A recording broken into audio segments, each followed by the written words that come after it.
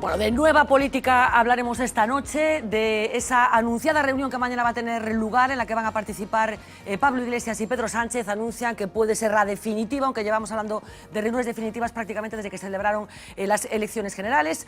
En este momento queríamos detenernos en una visita que hoy tenía lugar en Ferrol. Vamos a comentar los detalles con Laureano Araujo, muy buena noche, Pablo Arangüena, muy buenas noches, hola. Fernando Sánchez Alinera, muy buenas noches, y continuamos con Domingo San Pedro, muy buena noche otra vez. Decía, Felipe VI visitaba hoy Ferrol. La intención del jefe del Estado era conocer las instalaciones de las dos escuelas que hay en la ciudad. Se encontraba también con la clase política gallega. El presidente de la Xunta, lo veían como lo saludaba el delegado del Gobierno, Valentín González Formoso, presidente de la Diputación de A Coruña, y estamos viendo también en primer plano al alcalde de Ferrol. No tendría más importancia, formaría parte del protocolo habitual si no fuera porque un rato antes, unas horas antes, el regidor ferrolano anunciaba que el próximo jueves se celebrará un pleno en el que se reprobará al jefe del Estado. El Partido Socialista ha reaccionado ya, como saben, gobiernan en coalición en la ciudad de Ferrol, y Beatriz Estallo ya ha anunciado que el jueves se va a abstener en esta moción anunciada por Jorge Suárez. Enseguida, Uxía Rodríguez nos va a contar los detalles de lo que haya pasado en Ferrol. Os pido una primera impresión. Laureano, empiezo por ti. Bueno, o PSOE é ese partido cuxos militantes e algúns cuxos dirixentes se declaran republicanos permanentemente desde a transición, e que despois, sempre que teñen ocasión de facer un acto político, por simbólico que sexa, pois desaproveitan. Pero é coherente que Suárez plantexe ese pleno e que, sin embargo, este saudando o rei coincidindo coa súa visita? Eu creo que non ten nada que ver unha cousa coa outra, non?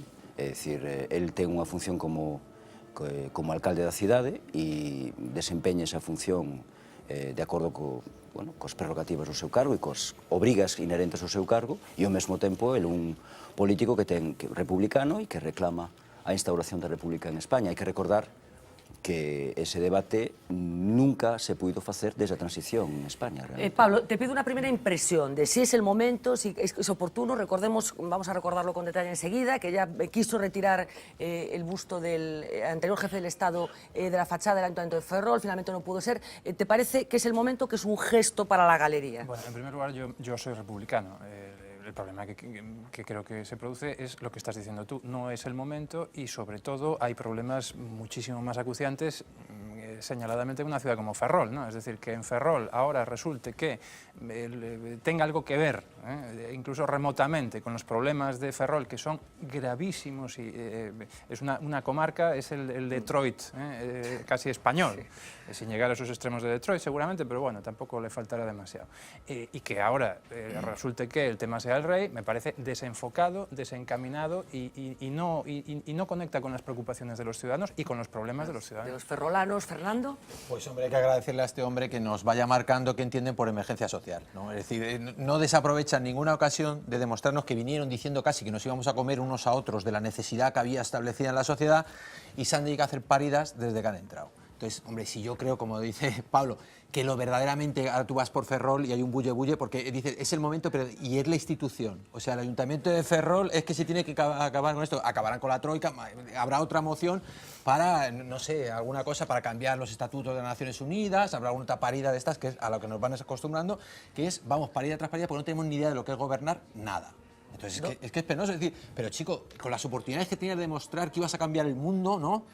Y lo que está demostrando es que no haces nada más que chorradas desde que has entrado. Domingos? Dentro do meu punto de vista, unha ocurrencia total, porque, vamos a ver, unha cidade como é Ferrol, que acaba de perder a comba dos 70.000 habitantes, que ten un problema estrutural de emprego dende fai décadas, que ademais ten un monocultivo dependente do sector naval e da armada, que Ferrol lle debe todo a que un rei Borbón, o primer rei Borbón que hubo en España, decidiu instalar ali os asteleiros do noroeste, que, bueno, é dicir, que coa historia tamén se pode pasar polo arco de triunfo como se queira, non? Pero da igual, pero é un feito, non?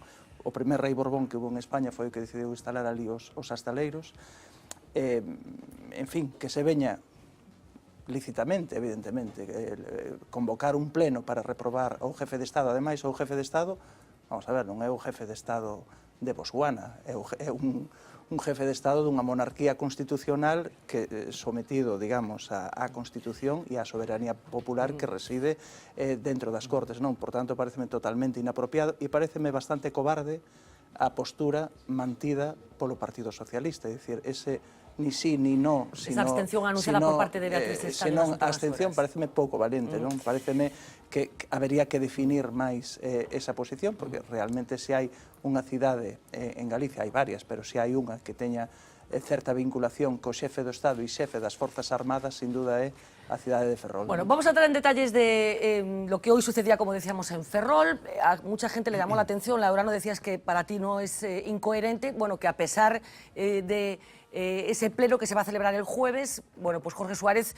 participara en ese saludo que veíamos hace unos minutos. Uxía Rodríguez, muy buenas noches. Muy buenas noches. Pendiente de esto, de lo que hoy pasaba en Ferrol, pero también de otras decisiones previas del regidor ferrolano. Pues efectivamente nos metemos de lleno primero en esa visita y en esa moción, porque como decíamos al principio, Felipe VI pisaba Ferrol y lo hacía 8 años después y por primera vez como rey, como monarca. Unas 4 horas más o menos de visitas a las 2 escuelas de la Armada. Lo veíamos a su llegada pasando revista a la tropa, primero en la escuela Antonio Escaño, después en la de Agraña. Allí el monarca, además de con los responsables del centro, se encontró, por ejemplo, con el presidente de la Xunta, el de la Diputación, Valentín Formoso, y también con el alcalde de Ferrol. Y precisamente en ellos dos estaban puestas todas las miradas, porque 48 horas después de esta misma visita, este jueves, esa misma ciudad planteará un debate sobre la vigencia de la monarquía. Ferrol en Común llevará su moción al pleno de pasado mañana. Quiere pedir al gobierno un plebiscito en el que los ciudadanos puedan decidir si continuar o no bajo esa monarquía parlamentaria. El regidor Jorge Suárez dice que no hay ánimo de provocación, sino una reivindicación ideológica por su parte. Nos dende hai moitísimos anos, tradicionalmente, cando se chega o 14 de abril, presentamos unha moción en todos os concellos, antes como Esquerda Unida, agora como Ferrol en Común, que estamos integrados nese movimento de unidade popular, onde cuestionamos a actual forma do Estado, xa que non foi elixida pola ciudadanía. Creo que os que menores de 60 anos nunca tiveron a oportunidade de decidir se a monarquía é a forma de Estado que queren para o seu goberno, e non hai máis explicación que dar. Jorge Suárez aseguraba también que no hay ninguna contradicción entre presentar esa moción y acudir a un acto con el rey Felipe VI. Su socia de gobierno, Beatriz Sestallo, en cambio, opina todo lo contrario. Cree que el debate es inoportuno y ya ha anunciado que su partido se abstendrá en la votación de ese jueves. Vamos a escuchar parte del contenido de esa moción que Ferrol en Común va a presentar. Máis do 69% da poboación hoxe viva non puido votar a Constitución. Non puido decidir sobre a forma de Estado que esta consagra. E máis, 3 de cada 4 cidadás que hoxe teñen menos de 75 anos tiveron que asumir unha forma de organización política do Estado decidida por outros, nun proceso de transición herdado do franquismo e tutelado militarmente. Lo cierto es que no es la primera vez que Ferrol en Común pone a la monarquía en el punto de mira, no es la primera vez que el partido que gobierna la ciudad saca la institución a debate público. Hace tan solo un mes fue por esto que van a ver ahora, por el busto del rey Juan Carlos, que está en la fachada del concello. Lo cierto es que la historia tampoco tiene desperdicio. Ferrol en Común anunció su intención de retirarlo. El PP presentó entonces una moción para reclamar su permanencia. En el Pleno se votó. El PP y la concejal de Ciudadanos lo hicieron a favor. El PSOE, socio de gobierno de Ferrol en Común, también se abstuvo esa vez. El BNG se ausentó de ese Pleno y los de Jorge Suárez se quedaron solo con sus 6 apoyos. Así que el alcalde tuvo que dar marcha atrás. Por el medio de todo esto, mucha polémica y hasta 5 solicitudes para quedarse con la efigie, entre ellas la de la Estación Central de Autobuses de Zaragoza.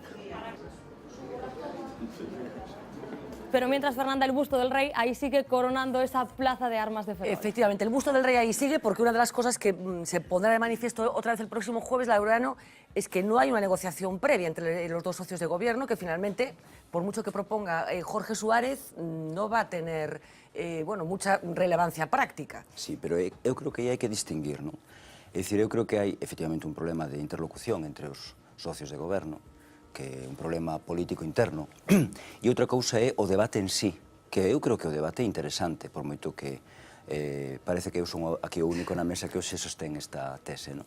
É dicir, eu creo que unha cousa é que non haxe interlocución interna entre o goberno e que, por tanto, ao final, isto acabe sendo unha cousa un pouco chafalleira, digamos, non?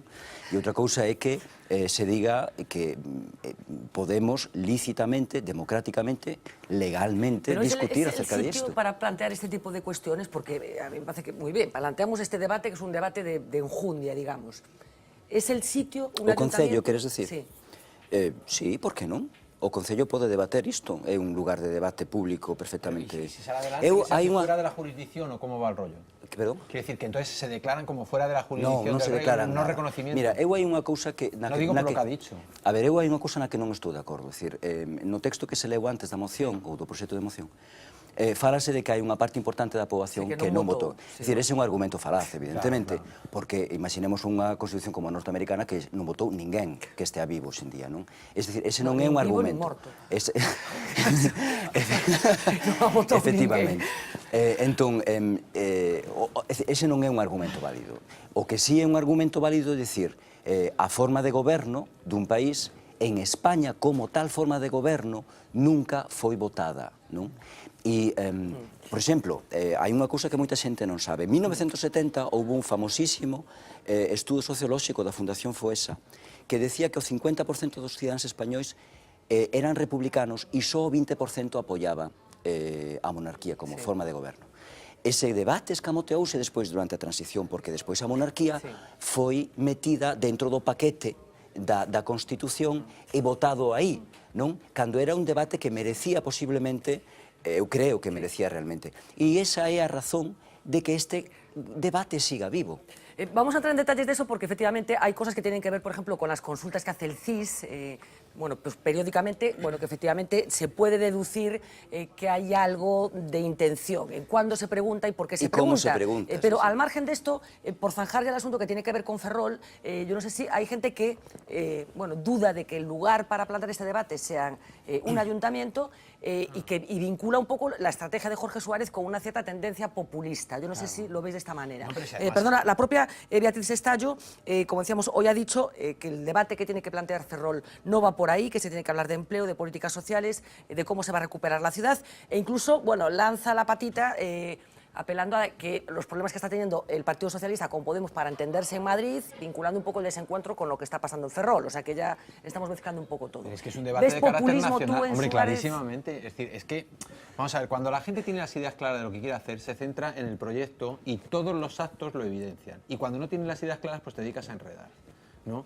Y esto pasa en todos los niveles de la vida. O sea, cuando alguien sabe dónde quiere ir, pues se le ve que tiene un camino, y cuando no, pues se dedica a armar ruido, como vemos en otros políticos también en nuestra comunidad autónoma, para distraer la atención. Es decir, ahora mismo, este es un debate de carácter nacional, que entiendo que no se tiene que resolver, que lo resolvemos pueblo por pueblo. ¿Cómo va la historia? Hacemos unas votaciones en cada concello, vamos a ir haciendo mociones. Fernando, iso enténdelo ti, evidentemente, o Concello de Ferrol entende outra cousa e queren facer ese, bueno, ese que debate no lo entiende, a nivel parece municipal. que se va a derivar, ¿Por qué oye, no? eso dice que lo Fernando entiende, parece que se va a derivar. Vamos a ver, Fernando está facendo unha crítica moi lóxica, na miña opinión. Vamos a ver, os concellos poden falar nun concello, o ámbito democrático do concello permite falar do divino e do humano, non?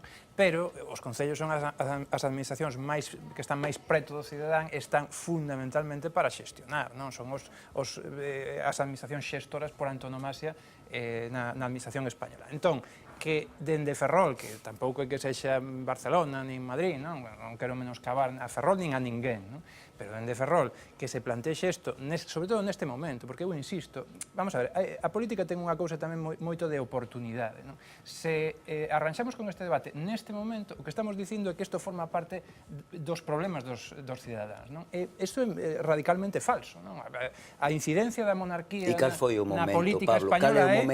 Pero habería momentos no pasado, non nos houbo nunca, non nos houbo nunca. Pero dende logo, nun país cun 21% de paro, 100% de débeda pública, en fin, Non A creo ver, que sexa... hubo momentos, estamos hablando del nuevo jefe del Estado, Cuidado. recordemos que estamos en una situación curiosa, porque hay un jefe del Estado anterior que está vivo, ¿no? Pero en todo caso, isto sí que reflexa a tendencia manifesta a tratar de pasar a historia, non? Precipitadamente por parte de xente que, bueno, teria que tratar de pasar a historia, se eso que o queren, de outra forma, de outra maneira, non? Pero, por ejemplo, podrían hacer, pedir, por ejemplo, una selección nacional de Ferrol para jugar también campeonato de fútbol, ¿no? Dice, como es legítimo discutirlo todo, pues eso debe ser que, digo, por ejemplo, por una parida, digo, que llevemos los debates... ¿Crees que es comparable un debate con otro? Pero ¿y por qué no? Si es legítimo absolutamente cualquier debate. Oye, me parece incluso más absurdo el del rey desde un concello. A ver, A cuestión é que é tan apropiado discutir sobre a xefatura do Estado dentro do Concello de Ferrol, é tan apropiado como someter a soberanía de Cataluña a un referéndum no pueblo de Poblet, por exemplo, donde en cuxo monasterio están enterrados os antigos reyes da Corona de Aragón, non? Pois é igual de apropiado, é dicir, non ten sentido. Non ten sentido porque é un asunto que escapa moito do que son as competencias municipais. É certo que os veciños dun concello teñen que ter dereito a poder pronunciarse, manifestarse os seus representantes nun pleno municipal, pero a forma de Estado é algo que escapa, e así penso que neso pode haber coincidencia, é algo que escapa das atribucións propias dunha corporación municipal, o sea que non ten nada que ver. Sobre todo, dunha corporación municipal que sí, ao mellor tería cabida convocar plenos monográficos para abordar cuestións como das que antes falei, non? Unha delas pois é a perda constante de población, sí, a situación a situación de emprego, do casco vello. Domingos, o Concello non vai decidir a forma de goberno de España. Pero é que son... Pero pode debater. Cal é o sentido da Pois consulta? é unha cuestión simbólica. É dicir, ti non, é declaras simbólica, non, que és republicano e que estás a favor da forma de goberno republicana. É un intento no fondo de pacífico. sorber e soplar ao mesmo tempo. Porque o mesmo que estamos vendo, o alcalde aquí dando a man ao rei ou saludando ou facendo a genuflexión ou o que sea, dentro de 2 días, pois ao mellor para o seu electorado ten que convocar un pleno donde Pero se autojustifique lo cortés non quita lo valiente. con outro pronunciamento. No, pero quero dicir que se están facendo dúas cousas en certo modo contradictorias. Lo cortés no, tampouco por un quita lado, lo absurdo, sí, por un A lado, decir, lo cortés tampouco quita lo absurdo. Por un lado estás na misa, por outro repica A ver, a campana. dejadme porque estamos hablando finalmente de una institución, efectivamente, que viene de un momento complicado. No es frecuente que un rey abdique, no lo ha sido por lo menos en España, dejando paso a su sucesor, como sucedió en España, en un momento muy complicado para la corona, justo con todas aquellas peripecias que todos recordamos perfectamente y que tienen que ver con Juan Carlos I. El caso es que en estos momentos el CIS sigue preguntando, ha vuelto a preguntar por la monarquía, se va recuperando lentamente, todavía no ha aprobado, no recuperó aquellas cifras históricas, pero hay datos interesantes que indican, bueno, que hay una relación curiosa, en este caso del CIS, del Centro de Investigaciones Sociológicas, con esta institución particular. Efectivamente, se va recuperando poco a poco porque tenemos que dejar claro que la monarquía ha vivido unos últimos tiempos muy convulsos con los múltiples escándalos que han rodeado, más bien podríamos decir cercado, a una institución que hasta hace no tanto parecía casi intocable. Así que vamos a ver esa evolución de la valoración en todas las encuestas del CIS, del Centro de Investigaciones Sociológicas, en las que se ha preguntado sobre este tema, porque si se fijan está claro que la evolución cae en picado, queda en evidencia. Vamos a ir año por año, porque en el 95 los reyes, ahora eméritos, cosecharon la mejor puntuación de la historia de esta encuesta, un 7,5, como ven. Desde entonces, todo ha sido bajar hasta ahora.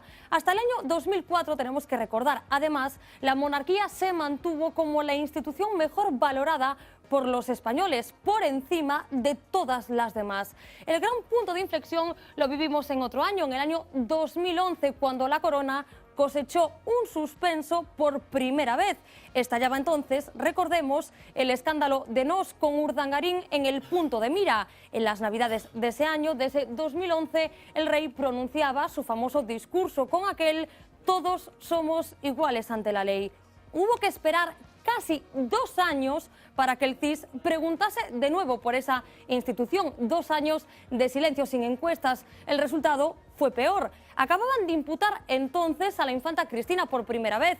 La cacería de Botsuana se veía coleando. Resultado, un 3,68. Además, en esa encuesta, por primera vez desde que existen, la monarquía apareció como uno de los principales problemas para los ciudadanos. La gran pregunta es cómo está ahora la cosa y como ven se ha ido recuperando poco a poco. La tendencia parece que cambia con la llegada de Felipe VI. Un año después de su proclamación, en el último barómetro, esta era la puntuación que los ciudadanos le daban a la monarquía. Un 4,32 todavía, eso sí, sin llegar al aprobado. Pero como veíamos, los tiempos del CIS en blanco llaman la atención. Sin embargo, nos llama más la atención esto, y es que desde 1982 el Centro de Investigaciones Sociológicas no hace esta pregunta: si los ciudadanos prefieren monarquía o república. ¿Cuál fue el resultado que arrojó el CIS en este 1982, hace más de 30 años? Pues un 45,5% quería monarquía, un 21,5% república, un 20% casi decía que ambas y un 13% no sabía, no contestaba. Pero Fernández, desde entonces, desde 1982, no se ha vuelto a hacer esta pregunta. No se ha vuelto a hacer esta pregunta desde el CIS, se ha hecho desde otros sitios. La Voz de Galicia preguntaba hace un tiempo por la forma de Estado preferida y había, creo recordar, un empate casi técnico, un 50-50 coincidiendo con un momento de crisis de la institución que, como vemos, bueno, parece que está remontando desde la llegada de Felipe VI. Yo no sé cómo veis esta relación de los españoles en general con la institución, que es lo que planteaba Laureano, y esa bueno, protección que el CIS ejerce a veces sobre ella cuando considera que hay problemas. Si crees que los españoles, bueno, no son ni una cosa ni la otra en función de lo que les es útil. No sé cómo lo ves tú, Fernando. No lo sé. Yo personalmente es que soy republicano también, pero ¿Pero es que... conoces algún monárquico? Porque yo no conozco a ninguno. No, pero es curioso porque No, en es España decir, es que todo el como mundo al decía final que nadie era monárquico, pero era Juan Carlista. Yo nunca he sido Juan Carlista. A mí me parecía un hombre que lo ha hecho bastante mal bajo mi punto de vista, pero sin embargo me parece que lo está haciendo bien, razonablemente. Un tío con una vida más o menos ejemplar dentro de lo que se le puede pedir a cualquier persona, austero, tal, el tío comedido, aguantando tralla, porque se le ha cuestionado muchísimo y nunca ha entrado en ningún tipo de provocación, al revés ha estado... No sé, yo es que estoy a favor de este hombre porque necesitamos algún referente que nos dé una cierta estabilidad. Es que volvemos otra vez a lo del momento. A lo mejor es lo que la gente también está viendo una zozobra de unos cambios tan acentuados que la gente también quiere tener un horizonte previsible. Que no se mueva tanto, ¿no? Claro, A ver, a monarquía é unha institución moi arcaica, entón é difícil que alguén se poda definir como monárquico porque a institución en sí é moi bella, é moi antigua. A institución política posiblemente das que existen actualmente posiblemente sexa a máis antigua, non? Por tanto, aínda por riba, unha institución que, por decirlo así entre aspas, aínda a nosa mantén vixente a lei sálica, non foi correxida, é dicir, hai unha serie de hándicaps que van en contra da igualdade, pois non calquer español pode ser xefe do Estado. Entonces, é dicir, teóricamente, conceptualmente, xera algúns problemas para que o gran público teña unha empatía coa monarquía como institución. A única empatía que pode ter é coa exemplaridade dos seus inquilinos, non? Por tanto, Juan Carlos, no momento, o antigo rei, no momento en que deixou de ser exemplar no seu comportamento e na súa vida diaria ou privada, pois os españoles retiraron o apoio. De momento non pasaron grandes cousas para que Felipe VI deixara de ser unha persoa... Pasou simplemente que a súa irmá foi xulgada en Palma de Mallorca. Pero non en primeira persoa, protagonizadas por el, non se veu inmerso, por tanto, non vexo grandes motivos tal. Despois, a República en España ten hasta certo punto, é certo que genera moito máis simpatía coa xente, pero ten mala prensa desde o punto de vista histórico. As dúas repúblicas que hubo en España nin duraron moito, non foron socialmente, digamos, acollidas por unha amplitud política, non? É dicir, a dereita sempre estuvo máis en contra da República que a esquerda e, digamos, non conseguiron aplomarse, non? Como sistema político. Nin a primeira, que foi un desfile de presidentes en sí, nin a segunda, que, bueno, recordamos máis recentemente que foron uns momentos moi convulsos. Por tanto, en termos históricos, a República, como forma de goberno en España, pois non está o mellor, non ten esa boa prensa que o mellor teñen Bueno, en cualquier caso, el jueves que viene, como decimos, veremos qué pasa en ese pleno, que por lo que ya vamos sabiendo no va a prosperar la moción presentada por el alcalde. ¿Alguna cosa para cerrar, Laureano, ya que eras la voz un poco más discordante? Bueno, quizás un pequeño recordatorio.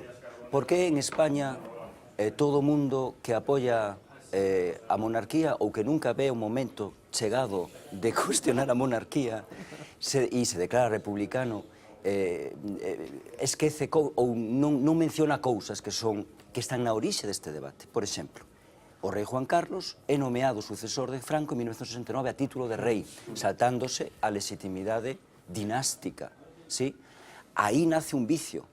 Este debate que nós temos en España non o teñen en Gran Bretaña nesta medida tan grande. ¿No? Por que o temos aquí? Pero Pues ti porque... Laura, porque sí que teño a sensación de que en un momento determinado, coincidindo con todos os episodios coñecidos por todos, sí que a xente, bueno, retomou ese debate dun xeito profundo. Neste momento, neste intre, ti coidas que a xente está pensando neste asunto? Mira, hai unha cousa... Ou que a monarquía foi unha institución capaz de entender que estaban pasando cousas suficientemente graves como para tomar decisiones radicais? Eu creo que a xente pensa en moitísimas cousas. É verdade que agora chega unha data que é o 14 de abril, que para os republicanos é unha data importante, e hai un concello, e supoño que en España haberá máis concellos, eu non o sei, pero imagino que este non é o único que vai facer, que queren lembrar esa data mediante un acto político simbólico, non? E ti dis, bueno, a xente non está pensando nisto. Bueno, a xente pensa en moitísimas cousas. Eu creo que este é un acto político que se produce en un determinado momento, xa está, non ten maior relevancia. Nós quizás lle damos moita relevancia mediáticamente, non? Pero o mellor é un acto simbólico de reafirmación republicana. Bueno, pues veremos qué pasa ese jueves en el pleno de Ferrol. Vamos a avanzar un poco porque quería empezar por un asunto que tiene que ver con las elecciones que se van a celebrar en Galicia, importantes elecciones, a ver qué sucede. No sabemos el nombre de ninguno de los candidatos. Hablábamos en la primera parte del programa de esta noche de lo que va a pasar con el PSDG, pero hay una noticia que quería trasladar a la mesa y que tiene que ver bueno, con un reajuste de los diputados como consecuencia de los movimientos de la población.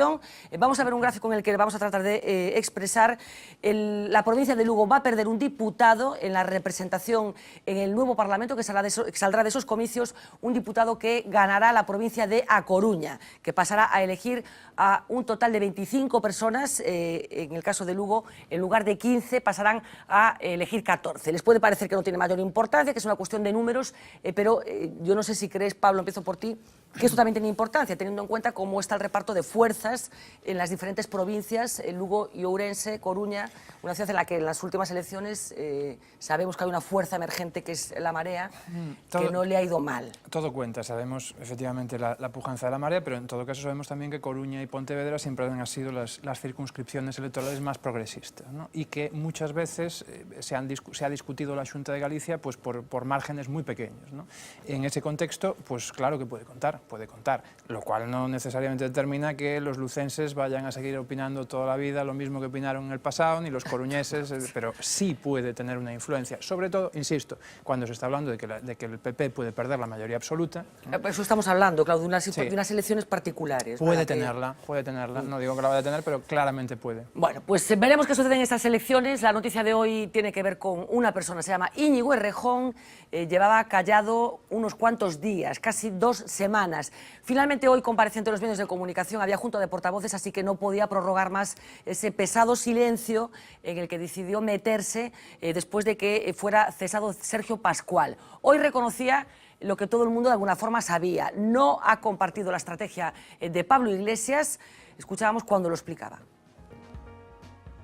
Conocí un poco antes la decisión. Como saben, según nuestros estatutos, esa decisión es una decisión que le corresponde al secretario general y que así ejecutó. La conocí, manifesté que no estaba de acuerdo, pero que obviamente estaba dentro de sus atribuciones y yo manifesté, como manifiesto siempre, mi respeto y mi admiración por el trabajo que ha desarrollado Sergio. Conocí la decisión, manifesté que no la compartía, pero en todo caso entra dentro de las atribuciones de Pablo como secretario general. Como se ha dicho mucho durante estos días, es obvio que yo no la comparto. No comparto todas las decisiones de mi secretario general y sigue siendo, por supuesto, mi secretario general y seguimos juntos trabajando en lo fundamental y en lo más importante, en aquello para lo que 5 millones de personas nos dieron su confianza y nos dieron su apoyo y su calor. Este tiempo ha servido, o me ha servido también, para una elevación de miras. Creo que no han sido semanas sencillas para Podemos, creo que han sido semanas en las que, a pesar de no haber sido sencillas, hemos madurado y se ha producido una maduración de la organización. Creo que quedan discusiones pendientes políticas y organizativas hacia el futuro y creo que la lección fundamental es que hay que elevar las miras.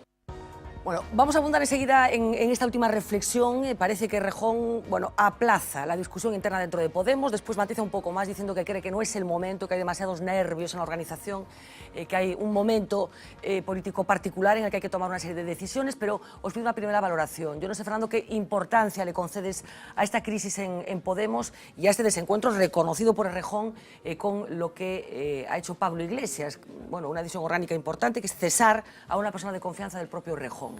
Hombre, pues esta es una justificación de voy a tragar, ¿no?, de momento, que me parece que contradice esas grandes declaraciones de dignidad y de renacimiento de la democracia desde las bases de la gente, para luego al final crear una estructura la más vertical de todos los partidos que tenemos. O sea, aquí manda solo un señor que se llama Pablo Iglesias, y hasta está demostrando que traga de momento. No sé lo que pasará en el futuro, pero que están divididos y que se está instaurando el estilo de aquí se hace lo que digo yo. No, yo creo que no cabe ninguna duda para nadie, ni para ellos. Aquí el que se mueve... De todas maneras, tampoco es frecuente un reconocimiento tan expreso de una disensión interna. Bueno, tú estás en el PSOE, que te voy a contar, pero no es muy frecuente, bueno, que un cargo...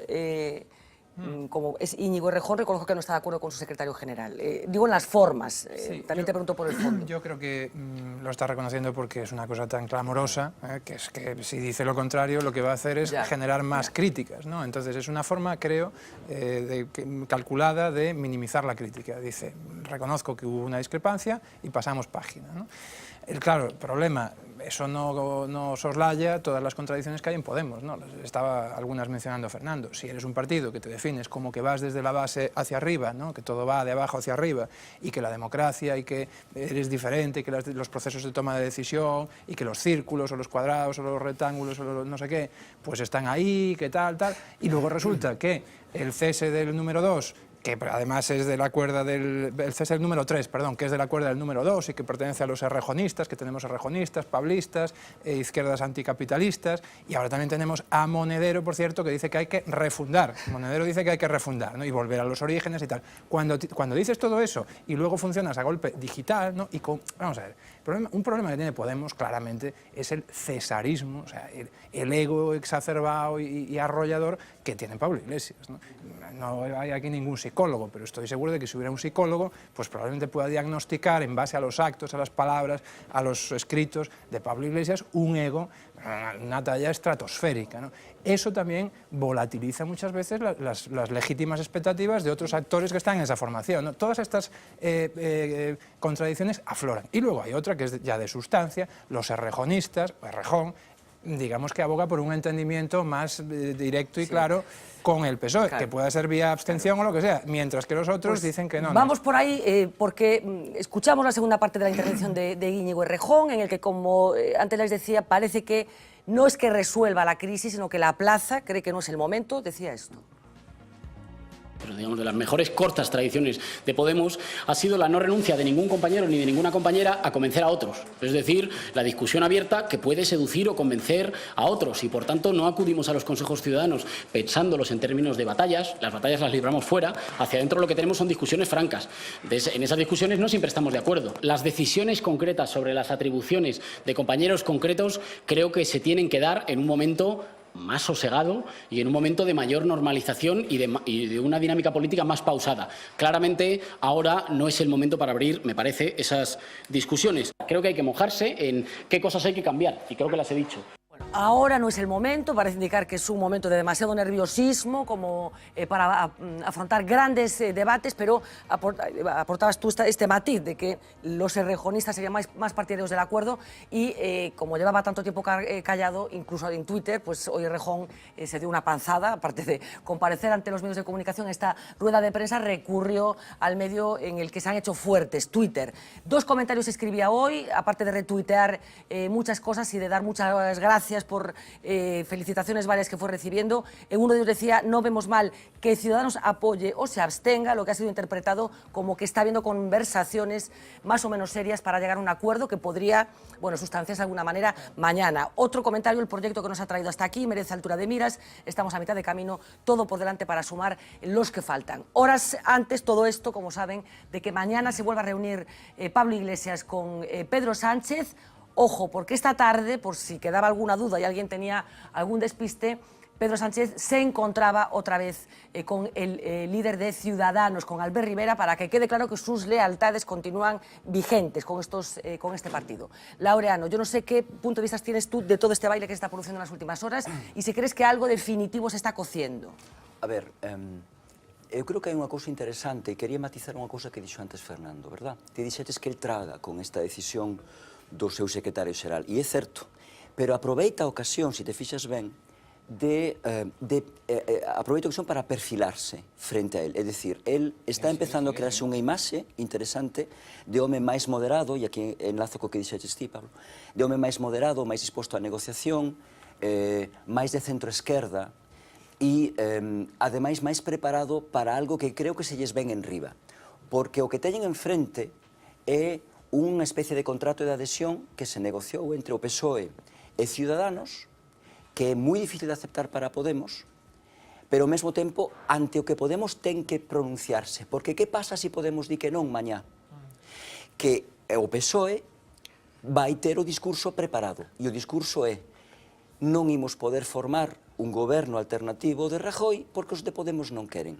E mira ti por onde, casualmente, aparece a figura de Errejón, despois uns días tácticamente moi ben elexidos, de silencio, que ás veces o silencio é moi expresivo, é unha verdad? mensaxe profunda, Exactamente, e despois aparece con este discurso moderado. ¿Tú crees que es calculado? O sea, que esto es una representación... Eu estou absolutamente convencido. No, pero no digo por parte de él, sino en general como estrategia de partido.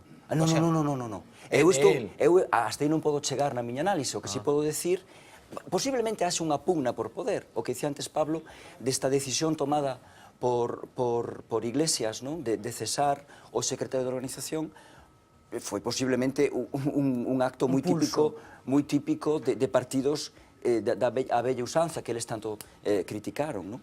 E entón, debe de haber distintas sensibilidades. Non sei se se pode falar de rejonismo e de non sei que, non sei, hasta aí non chego, pero o que si vexo, e o que vemos todos, é que hai unha persoa situada nunha posición extremadamente incómoda, que é Íñigo Errejón, que reacciona dunha maneira extremadamente intelixente.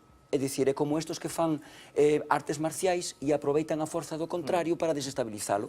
Él está... Pero que é o contrario neste caso? Neste caso é Pablo Iglesias, evidentemente. Pero cuidado, que falaba de partidos a bella usanza, falaba de actos de partidos a bella usanza, cuidado que os partidos a bella usanza para cesar un secretario de organización terá maneira, entón, de determinada bella usanza, que na miña opinión, a min o que me lembrou isto moito foi a Stalin, o sea, porque hai bueno, moitos... Stalin iría un poquinho máis longe. Cando estás toda a vida... A Siberia, sin ir máis. Cando estás toda a vida falando dos mitos soviéticos e de Lenin e demás, estás no marxismo, no postmarxismo, tal, claro, acabas incluso metabolizando, entón acábate saindo. A ver, que temos, vamos a hacer enseguida unha pausa de publicidade. É que son incluso dous modelos diferentes, non, de partido. A min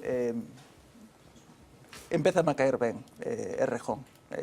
Empezame a caer ben porque é atípico atoparse a un político que fala con esa plomo, con esa sinceridade de algo obvio, non? É dicir, no PP ainda non atopamos a ninguén que fale do brazo faes, que fale desa dicotomía, non? Nin no PSOE se recoñece tampouco. Por iso, nese sentido, sí que é certo que dicía Fernanda, que non é nada habitual, pero esa é a noticia en sí. É dicir, que saia o número 2 dunha organización recoñecendo que aí hai unha fenda. E é unha fenda non por ter cesado a talito ou a fulanito, non. É unha fenda precisamente de como concebir o modelo de articulación do partido. É dicir, eu que aprecio aquí claramente é que Íñigo Errejón parece, a priori, máis partidario dunha implantación federal do que é o partido, mentras que Pablo Iglesias, o secretario xeral, aposta máis, pois, ou mellor por un modelo dese centralismo duro, centralismo democrático con mi dedo, plancha, etcétera, etcétera. Exactamente. Entonces, Íñigo Errejón, é certo que cando Pablo Iglesias se foi a Estrasburgo, Bruselas, deixou isto, de alguna forma, delegado, e quen foi facendo esa implantación territorial do partido foi Íñigo Errejón. Entonces, o modelo que foi utilizando ese modelo que se pode parecer no seu principio ao do PSOE, que é ese modelo de implantación federal. E iso é o que está en xogo agora mesmo, é dicir, que hai persoas chegadas pois dende Andalucía, dende Valencia, dende outros territorios, e que ao mellor non gustan tanto a ollos do secretario xeral e se fulminan automáticamente e se poñen pois por xente que ao mellor está no círculo máis próximo de confianza de Madrid, y eso... Fíjate que, efectivamente decías, no es frecuente que se reconozca con esta tranquilidad una disensión estratégica profunda entre el número 1 y el número 2, porque hoy, justamente hoy, hemos visto a dos personajes que públicamente no han llegado a reconocer nunca que tengan un problema de relación, aunque todo el mundo sabemos que la estrategia de Rajoy y la estrategia de Aznar, pues no ha tendido a coincidir últimamente. Como saben, ha habido una fiesta de celebración coincidiendo con el cumpleaños de Mario Vargas Llosa, que llevan 3 días celebrándolo, aparte de la cena de ayer. Pues ha habido una especie de congreso en el que se está analizando por delante y por detrás toda la obra de Llosa y de todo lo que tiene que ver con él. Después vamos a ver un off the record estupendo que ha hecho Lois Balado. Bueno, en ese acto coincidían José María Aznar y Mariano Rajoy. Ya sé que somos muy mal pensados, pero fíjense la imagen, porque es que no hay un solo momento de acercamiento, ni una mirada, ni un gesto de complicidad entre el presidente del Gobierno en funciones y el que fue presidente, por cierto, la persona que lo designó como su sucesor. Vamos a verlo porque merece la pena observarlo. Insisto, ni se miran, ni se dedican nada, un gesto de aproximación. Después casi se rozan y siguen sin mirarse. Fernando, ¿cómo lo ves? Pues yo creo que uno no soporta al otro y el otro lo desprecia absolutamente. O sea, Aznar desprecia a Rajoy hasta extremos inverosímiles. O sea, Aznar piensa que es un mierda que le está estorbando, y Rajoy no lo soporta. No sé hasta qué punto lo desprecia, pero no lo soporta porque es un estilo que nada tiene que ver. Y yo creo que además a Aznar le salió el tiro por la culata la designación de este hombre que nunca había dado un ruido. Dijo, lo voy a poner aquí. Vamos a ver, yo creo que Rajoy es el típico tío que pone en un grupo para que no te la arme, ¿no? O sea, sin iniciativa, tal, lo que diga el jefe, es lo que ha hecho toda la vida. Entonces Aznar dijo, yo me voy a poner en segundo término, le susurra al oído lo que hay que hacer, y este tío va a salir el tiro por la culata. Bueno, pues dejadme que tengo que hacer una pequeña pausa de publicidad, vamos a volver enseguida. Hoy se ha producido una renuncia en las altas esferas del capital, estamos hablando de César Alierta, una persona, por cierto, muy vinculada al aznarismo, que hoy anunciaba que ha dejado de facto ya la presidencia de Telefónica. Vamos a ver enseguida el perfil de Alierta y una intervención reciente aquí en A Coruña que fue muy comentada.